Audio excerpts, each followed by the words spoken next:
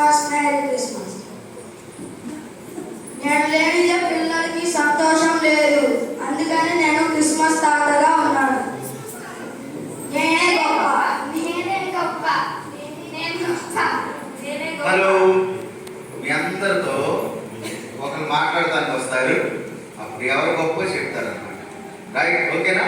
So మీరందరూ వెళ్ళిపోతే మీ పెద్దోళ్ళని తీసుకురండి. వెళ్ళి ఎవరు తీసుకొస్తారు? పెద్దోళ్ళు. Right, very good.